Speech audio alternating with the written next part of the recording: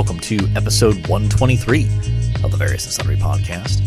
I am your host, Matt Harmon, joined live from the Vault Studio on the beautiful campus of Grace College and Theological Seminary by my good friend, my colleague, my co-host, and the man who is finally in summer mode, John Scott Sloat. We're easing into summer mode here. Well, you're dressed appropriately for summer mode. I wore a t-shirt today, jeans. Yeah. Yes, it's very casual. Yeah. The dean's gone. The boss is out of town. That's the other thing that helps with casual attire. For sure. Yeah.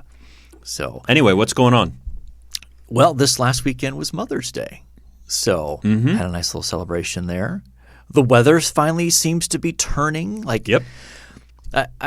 I was talking with somebody else about this, that part of the beauty of Indiana is you get, 2 months essentially of rainy, cloudy-ish, and wet, and like 45 to 50 degrees. You get that for like 6 to 8 weeks. Mm-hmm. And then there's the jump to, okay, summer's here. Now we're going to be like upper 70s, low 80s. That's from here on out. Yeah. And we get that for a good bit also. Yes. Yeah. Mm-hmm. And then July comes and it just gets really hot. Unbearable at times, but hey. I feel like we need to get a check-in on the grass. I mean, what are we doing? How's it coming along? So I was out of town last week, so I wasn't able to mow last weekend. Okay. But was able to mow the weekend before that. Was able to mow this weekend. It was probably, and I'm a little ashamed to say this, probably 8 to 10 inches long. Like it grew. Like I was out mowing yesterday. And Did you have to mow it twice? Nope, just once. Okay. It was long, and I felt bad about it, but it also was growing like gangbusters out there. It was taken off. It looks great. It looks really nice. I got a new edger this year, and that's really stepping up the game along the sidewalks And so, where would you rank your lawn within your immediate little subdivision, like your street there? So are you like top 10%? Are you top 50%? I think top half now. Okay, but it's still like I still have a young lawn. It still needs to be cultivated. So now is the time to buy stock in your lawn, because give it a couple years and you're gonna be top 10. Yeah. It's a rising star for sure. Okay, for sure. Yeah. Well, now's your chance to buy stock in John's lawn. He will gladly take the capital infusion to. That's right. I don't know how it pays dividends, but just being a part of something bigger than yourself. Yeah. Okay. But it looks great right now. Okay. Good. So I put down I got clovers everywhere, so I put down some clover killer yesterday. Got to kill it. And it had some fertilizer built into it all as well. So hopefully it springs up here soon. Okay, nice. Yeah, that's good. So if you would like to contact the show, you can find us on Twitter at VNSPod. Email the show, variousandsunderypodcast@gmail.com. We are on Facebook. We are on YouTube. And we would be especially grateful if you would, on whatever platform you access the show, leave us a 5-star rating and a review. So let's jump right into sports here, John. NBA playoffs. I don't know if you caught any of that this past weekend. No. I saw some weirdness with Ja Morant's knee. Like there was a loose ball and somebody grabbed his knee at some point. Yeah, it feels like there's been a lot of sort of like questionable, dirty kind of fouls / plays in the playoffs. Now, again, as someone who cut their teeth on NBA basketball in the 80s, like this is nothing. Like, but by today's standards, a little questionable at points for sure. But so as it stands now, we're recording on a Monday, so this episode drops on a Tuesday. There'll be a couple more games in here, but Bucks lead the Celtics 2-1. Sixers and Heat are tied at 2 games apiece. Golden State leads Memphis 2-1, and the Mavs and the Suns tied at 2 games apiece. That's 4 good series. Yeah. Yeah, and honestly, I don't have a strong rooting interest in any of these. I just want good basketball. Yeah. So I'm interested. And then did you see on the way in this morning they announced Jokic won the MVP? Oh no, I didn't see that. Yeah. Okay. Much to my oldest son's despair. He's a hater Of Jokic. really? Why? Yes, he Why? just doesn't like him. I mean, he's kind of a boring player, right? I mean, that's my understanding of Jokic. He's not flashy, if that's what you meant. Yeah. I mean, hugely productive, obviously.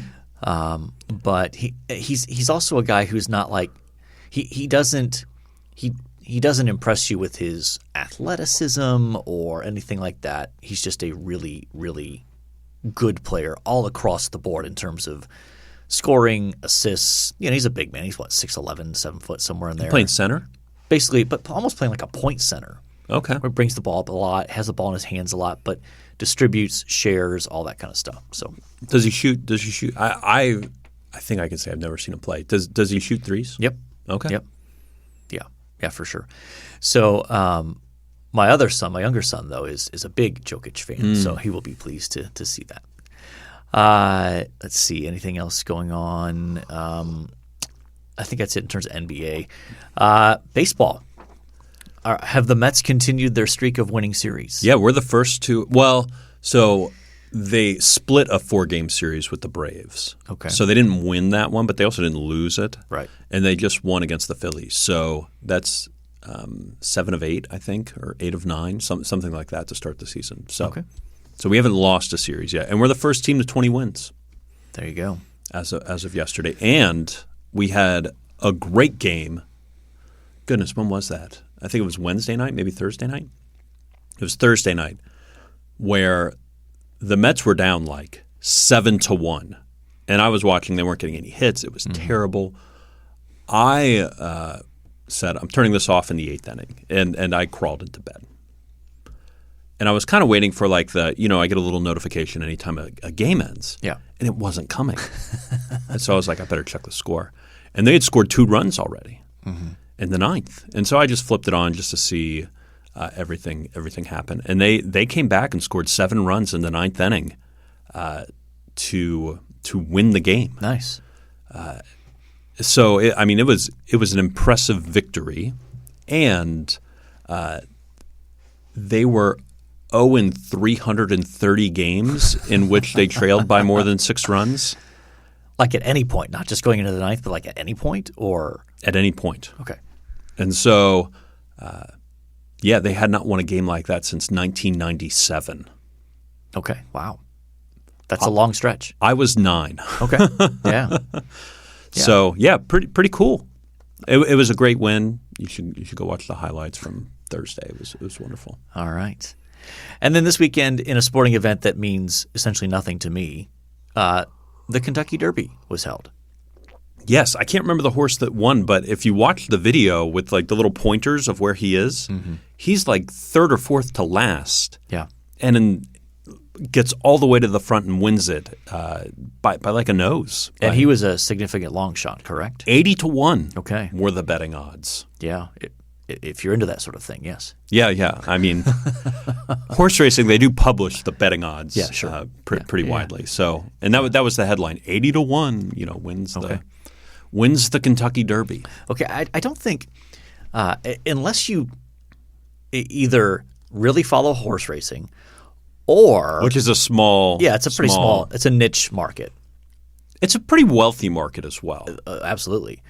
Or unless you live in like Louisville or maybe like extend that out into broader parts of Kentucky.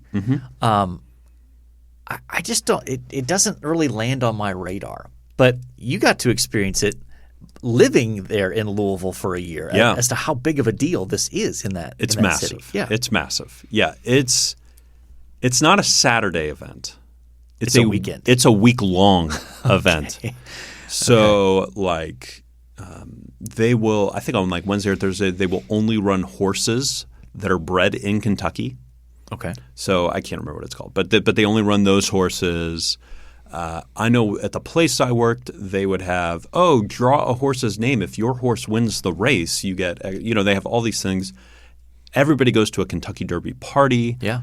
You wear the big hats. Not me, the women. Right? They wear the big hats. Right. There's a thing called Derby pie.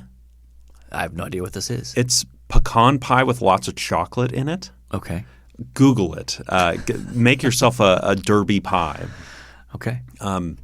So it's a pretty intense little week there, and everybody goes to a party to watch like this 6-minute horse race. It's not even that long. I don't think it's that long. Yeah, but that's with coverage. Okay. Yeah.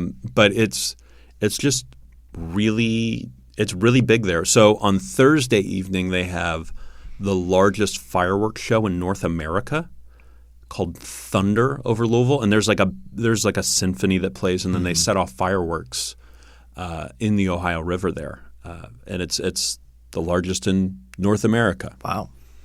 I think the largest in the world is Chinese New Year. Did it live up to its billing when you were there? So when I went there, I went with a group of people. We went across the river into Indiana, and we're going to watch it from over there. But we went to somebody's house for a barbecue because they do that, right? And they were like, oh, yeah, we won't be able to see them here, but if you drive down here. So we were in like New Albany, Indiana, driving around, and we found a parking lot where we thought we'd be able to see them. And we pulled into this parking lot, got out of the car, we're watching the fireworks. All of a sudden, a homeless guy stands up and starts peeing against the wall in front of us. And it was just like, what on earth is going on? This guy's peeing against the wall. This fireworks show's going off. I would like to go and be like in Kentucky with the proper viewing experience. Yeah. But it was also during the time Louisville also had this thing when I was living there. Oh my goodness, where these roaming groups of teenagers were attacking people. Do you remember any of this? No, I don't know. We typically call those gangs of some, like is that too strong of a term? Like, but it was like, but it wasn't a gang though. I remember it was like 12 and 13-year-olds. Okay, just like attacking people, hitting people's cars with just straight up vandalism and aggression. Okay. I'm not totally sure over what, but it was like this thing that was happening in Louisville at the time, and everybody's kind of like, you don't want to be at Thunder over Louisville. There's chances there's going to be an attack there. That was part of the conversation. Okay. I'd never told you that story before. No, I've never heard that story before. Yeah, that's completely unscripted there. So that's why we that's why we do the podcast, to provide that kind of entertainment value to our listeners. So yeah, but that's Thursday and the Derby and all these things. Okay. Yeah. Okay. So is Al Mohler checking out the Derby? You think? Is he like? I have no idea. Okay. Contrary to popular opinion, I went to school there. I did not know Al. He did not know me. Okay. All right. I saw him drive by in a car once. Okay. Mm-hmm. I remember seeing him at an ETS conference where he had his little entourage with him of like clearly like seminary age students. Yeah. He has assistants and that sort of stuff. He has interns. Yeah. And I think they get like vouchers for suits that they have to wear. I remember seeing him at an ETS and that like little gang, if we use that term, right? Maybe not quite, but entourage. Okay. I saw him walk into a store that was a like nice men's store where you would buy a suit or a tie. So I don't know if he didn't have enough ties and had to buy one. And of course, this whole entourage had to follow him in. I don't know if maybe somebody in his entourage didn't have a tie and Al was like, we have to fix this right now. I don't know. So, but it's a very Al thing to see him, I think, walking into that kind of place with his entourage. So, what people don't know, so that school, you read the history of it sometime. It's fascinating. When he takes over, is he 40 yet when he took over? Oh no, he was like 32. Yeah, he was young. He became the president there and got a lot of death threats, and people were threatening violence against him. All these things, and so they have all the security there. Me being a new student on campus, it's a large campus, and I knew I had a class in the building that his office was in. Yeah. And so I walked in. I knew my class was on the second floor, and I tried to walk up this staircase. Security guard stopped me because apparently that's the staircase to his office. Okay. Only people invited to Al's office can go up that staircase. And so I had to be sent down the hall to the peasant staircase and go up that staircase. So yeah, it's a whole nother culture down there. Yeah, it's a whole nother world. Yes. Speaking of a whole nother world, we are returning to part 2 of our topic we started last week, an article by Jonathan Haidt entitled "Why the Past 10 Years of American Life Have Been Uniquely Stupid." So, great title. Great title. And you're a big fan of Jonathan Haidt, as we mentioned last like week Haidt. on the pod. So it would probably be good for us to briefly try to capture what we talked about last week, that part of the article, or some of the key points from the first half maybe of the article that we tried to hit. Well, he frames this article around the topic of the Tower of Babel.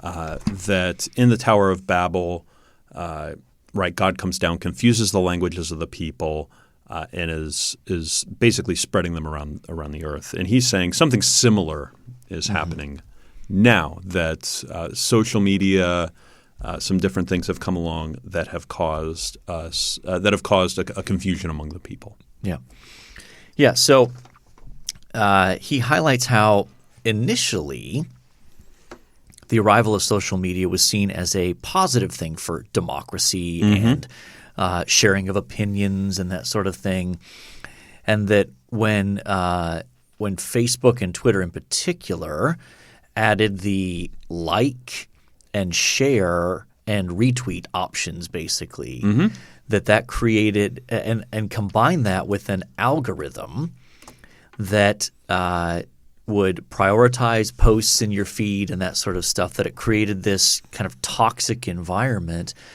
where people what sort of got clicks, what got attention was passion, anger, emotion, and that has in turn then led to a weakening of the sort of societal glue that holds our American democracy together.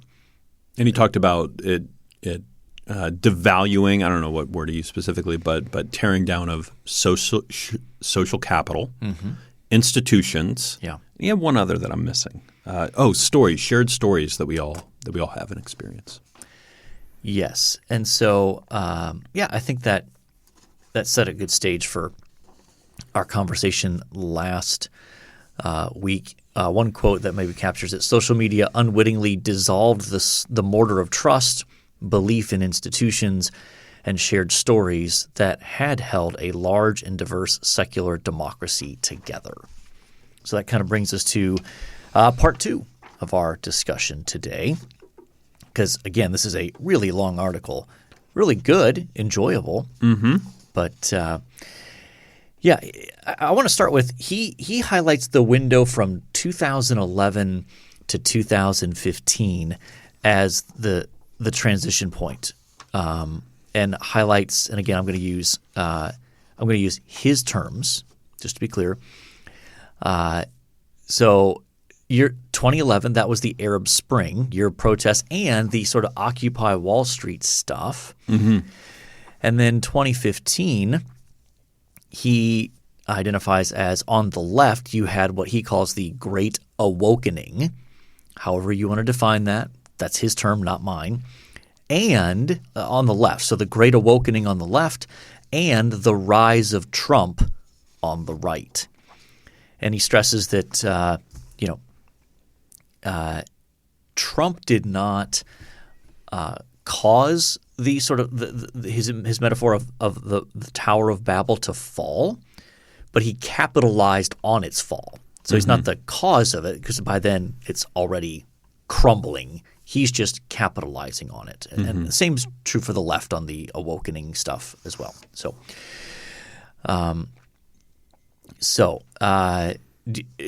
you think that's a fair assessment from your perspective? I mean, some of it is just like what has happened to a certain extent. Yes, I think in the narrative of his story, it makes sense. I'd be interested to see somebody come along and push back on him a little bit. I don't think I'm the person to do that, but I'd love somebody to challenge the narrative that he's crafting here a little bit, just to see what it's like. I resonate with a lot of things that Jonathan Haidt says here, but would be interested in hearing somebody's pushback. Yeah. One interesting point that he makes is that social media has brought accountability. And there's a sense in which that's true. Like when someone says or does something, there's almost always a response on social media. So at one level you think, oh, well, that's a potentially very good thing, that it's harder to get away with doing something or saying something ridiculous or stupid or immoral or wrong or whatever. But he points out that social media has actually warped the idea of accountability in three specific ways. One, it gives more power to trolls while silencing good citizens. That's absolutely true. Yes. Number two, that it gives voice to the political extremes while reducing the power of the moderate majority. Also true. Very true. Especially Twitter.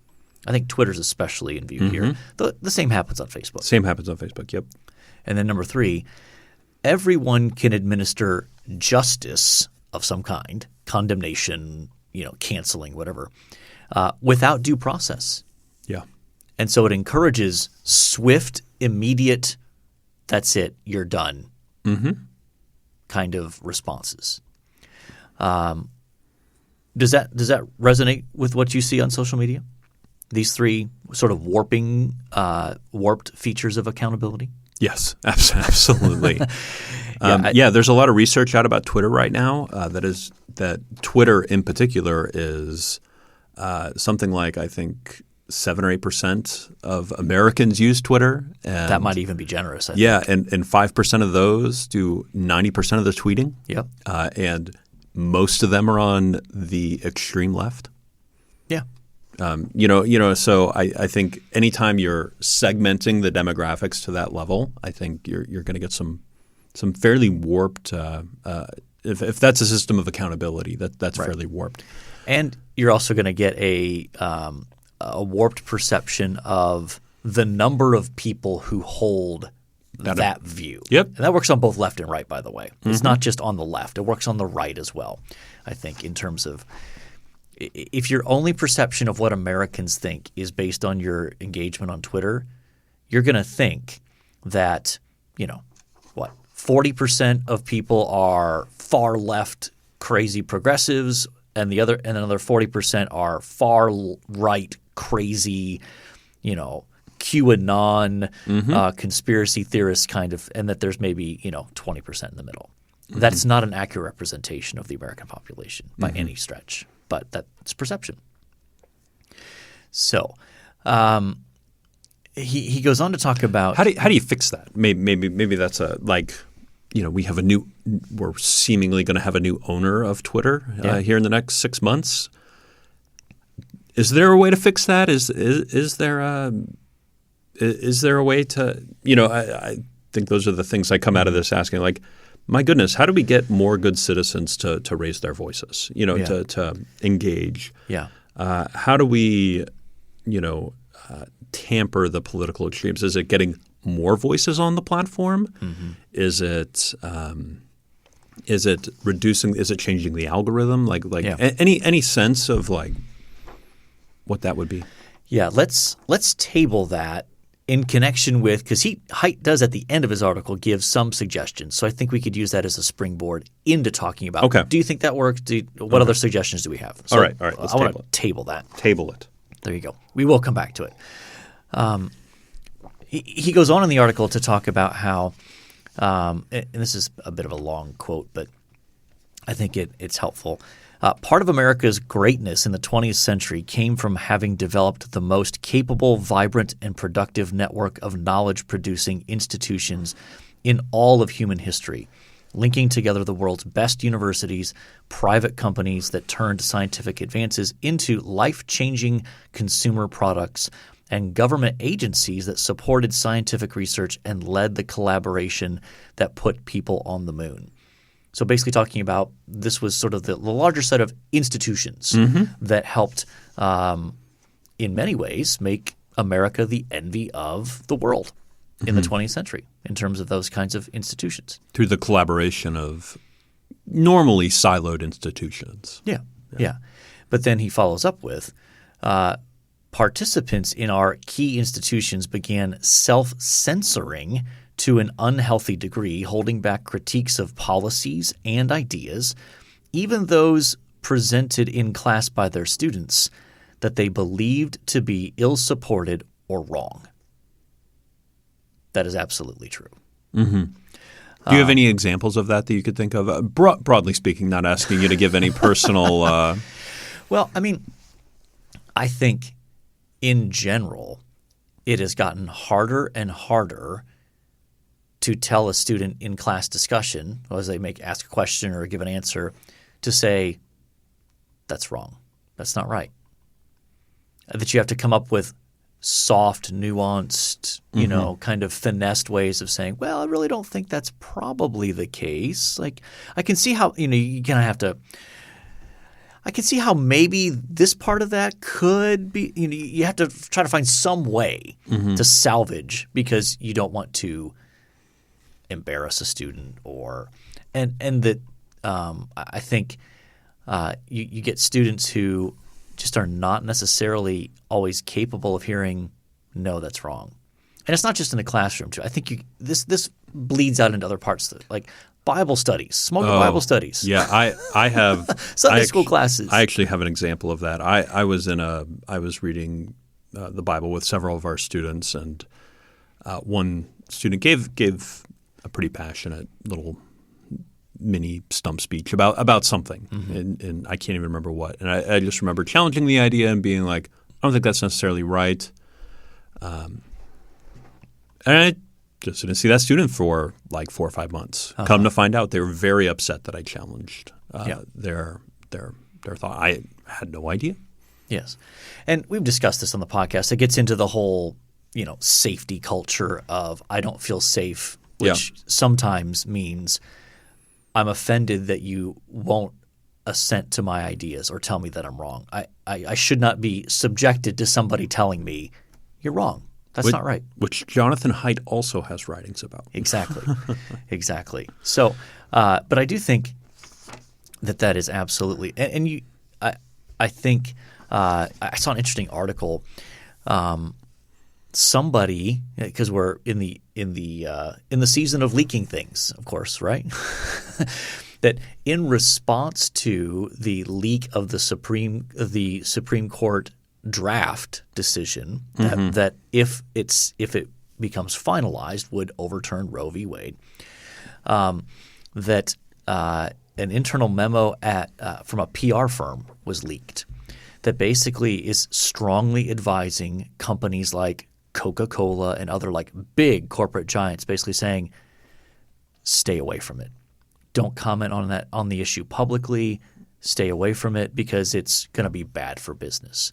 Which really used to be, honestly, that was what all big corporations did. They generally stayed out of big social issues, big political issues.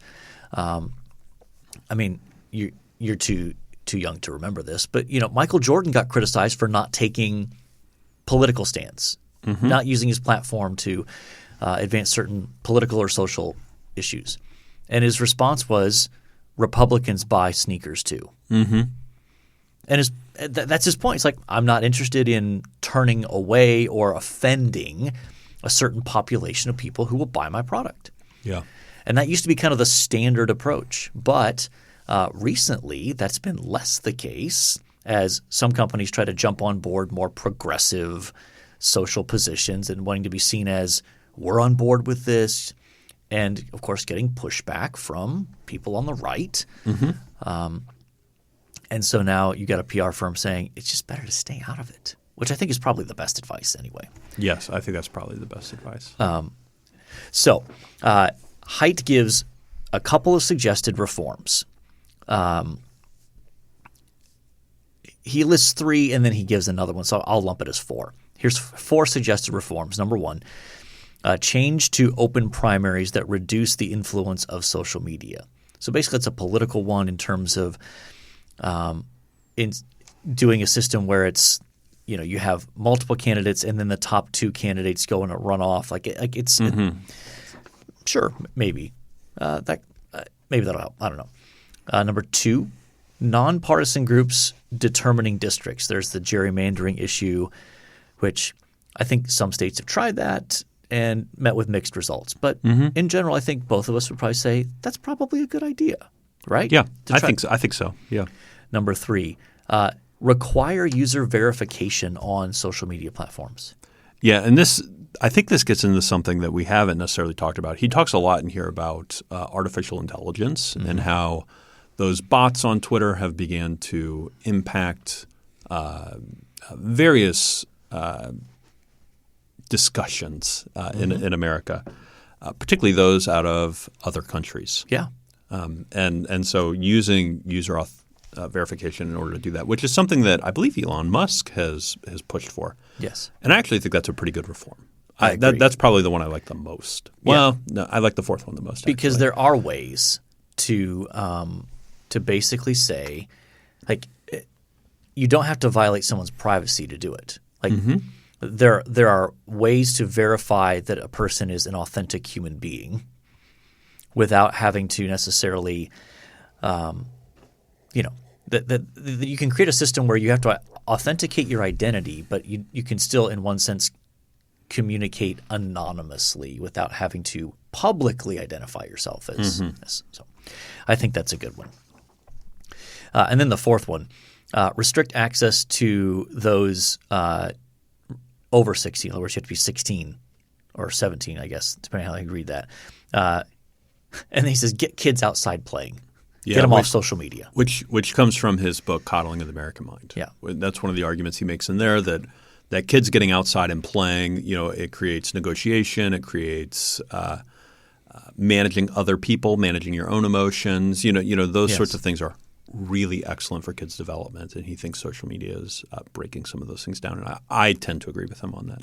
Yeah, and I think we all recognize that it is you are much less likely to say certain things or say things certain ways if you're talking with a real live human being in front of you versus having the sort of protection of a screen and a keyboard. Yeah.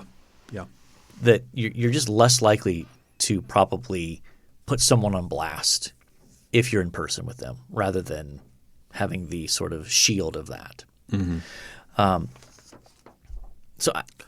When you were growing up, would your mom just be like, get outside and play, go do something with the neighborhood kids, or were you? Well, I didn't grow up in a neighborhood. I grew up out in the country, so I didn't have neighborhood kids to hang out with. Okay. So my experience was – This explains a lot, yeah. Yes. It certainly reinforced my introverted tendencies for sure. And my only sibling was a sister who's 8 years younger than me. So, didn't have like a brother who was 2 years older, 2 years younger kind of thing but so I learned – but still that was before – obviously that was even before the internet. And so I did have some video games. I had an Atari. Like an original, like Atari 2600, like old school. Nice, yeah. But I played outside a good bit. I had a basketball court in my driveway and lots of hours out there just shooting hoops. Yeah, just enjoying that. So even though I didn't have neighborhood kids, there was still a sense like get outside and do stuff. I think just about everywhere we lived probably before I was in high school. It was we're out playing football, we're out playing baseball, we're out playing street hockey. Name the sport. We were playing it in some capacity, and I just remember doing that a lot. Yep. I think until high school, and then it was I have a driver's license. I'm going to go do things with my friends elsewhere. Sure. Yeah. Now during the summers when my parents were working, I would often be at someone else's house being watched or whatever. And so those were in neighborhood contexts where I would, have some of those kind of, hey, the kids in the neighborhood are going down and playing stickball on this street or something, or walking over to the playground to play basketball or play football or whatever. Yeah. So, yeah. Okay. Now, Jonathan Haidt makes no claim to be a believer. No, I think he actually makes the opposite claim. And so how should we bring a biblical worldview to bear on this issue? Because I think both of us look at his critique or his analysis and say, we might disagree with points here and there, but like on the whole, we think this is right. Like this is a correct analysis of the problem. And we've kind of said, well, maybe that would be helpful, restricting age, but kids are still gonna find a way to get on to the social media platforms. Absolutely. They're going to lie. Kids have been lying about their age for years. That's 100%. That's a human condition thing. Okay. Yeah. So from a biblical perspective, a biblical worldview perspective, how should we as Christians look different, sound different, participate different in these realities in social media? Oh my goodness. I don't know that I have a great answer off the top of my head. Is anything what comes to mind for you? Well, I mean, I think the first thing that we might consider is maybe it's better for you to stay off. Like there's no moral obligation for you to be on social media. And so if it's bad for your soul, if it entices your sinful tendencies, get off. If you have a propensity to like really get wound up about this stuff, it may just be better to leave. Gouge out, cut out your right eye rather than cut and cast it into hell, right? Yeah. I mean, yeah. So that's one option. I do think those platforms can be used for good. I see models of it. And I think, this can sound so simplistic, right? But how about we start with the great commandments of love God with your whole being and love your neighbor as yourself. That there are ways to express disagreement without, attacking someone as a person. There are ways to do it. And we need to get more comfortable with that. Yeah, for sure. Yeah. And I think we're talking about a specific situation I won't mention on social media. That there can be this dynamic where if you attack my guy or say anything critical of him, even if it's not an attack, even if it's the most like gracious, like I respect this person, I just disagree with him or her on this particular thing. That even the most gracious and gentle of sort of critiques are often met, even by other Christians, as basically, you don't know what you're talking about. How dare you criticize so-and-so? He or she has done all this stuff for the Does that make them beyond critique? I don't think so. But we've just lost the ability, I think, in many respects as Christians even, like, well, that's my guy. And it happens across the Christian perspective. So, you might think I've got a specific person in mind, and maybe for this moment there is a specific person, but it happens, no one's allowed to criticize Timmy K. No one's allowed to criticize John MacArthur. No one, you name any big name in evangelicalism. And if you say a critical word about him, there is a group of people who will set you on blast and be like, how dare you? You have no idea. Like, well, can we criticize or critique at least the content of what that person's saying? Like, we've lost that ability. We've lost our minds in that way. Like, we can't do it without it turning into, that's my guy, so I got to fight for him. And it happens across the spectrum. So how about we just stick with love your neighbor as yourself? Would you want to be talked about that way? Would you want to be rebuked potentially in that manner? Or would you rather be rebuked in a more gracious manner of, I think you're wrong here. You should consider this. So, and that can sound super simplistic, but my goodness. Well, and I think there is a wisdom in maybe in the majority, just, keeping your mouth shut. Yeah. Oh, sure. And just yeah. But but part of that gets back to the whole what the algorithms encourage you to do. Sure. You have to respond immediately. Like there's this big issue, this big event happens. You must have a view right now. And if you don't speak out against blank, you're enabling. You're just participating in the perpetuation of whatever just evil thing happened. No, you're not. You're just not required to have a public opinion on things. Yeah. You're just not. Yeah. So anyway, an excellent article, well worth your time to read it. And yeah, I mean, we could probably do a part 3 on this, but we won't. We won't. No. because we need to move on here to this day in sports history. It's a little thin today, John. I'm going to be honest. Okay, 1930, Pat Sumerall, American NFL player with the New York Giants and CBS sportscaster, born in Lake City, Florida. I know we're reaching already. That I had to go to a birthday to get Pat Sumerall? Yeah. Ooh. I mean, was he still in the booth in your earliest days of watching football? I think earliest, yes. Yes. Who was he with? Madden. Yes. I remember Summerall and Madden. Early. There were times where it felt like, I think he's a little buzzed or slightly drunk. Like you could pick up on some of the slurred speech. Which is very old school sportscaster. Yeah. For sure. 1937, 27. 37? 73. What did I say? You said 37. 1973. Yes. The 27th NBA championship. The Knicks beat the Lakers 4-1. I threw that in there for you. I appreciate that. That's their last NBA title, correct? That is their last one. Yeah. So they've not won one in my lifetime. Because I was not yet born in 1973. Yeah, I mean, May of 73. let's remember the 90s or the 2000 Knicks are in that in that time, and it was a rough it's a rough time. Yeah, since the millennium. 1993. Thank you. Bill Walton is inducted into the Naismith Memorial Basketball Hall of Fame. Do you ever catch him doing commentary? You don't watch college basketball. Good. I hear radio interviews with him from time to time. Gosh. He's goofy. Oh, he's beyond goofy. Now, some of that I'm sure that's his shtick and he's playing it up. But I think a good bit of that is like legitimately he's that way. Yeah, I think he was always kind of a crunchy guy and kind of weird. Yeah, there is no doubt in my mind that he's availing himself to the legality of marijuana. Oh, yeah.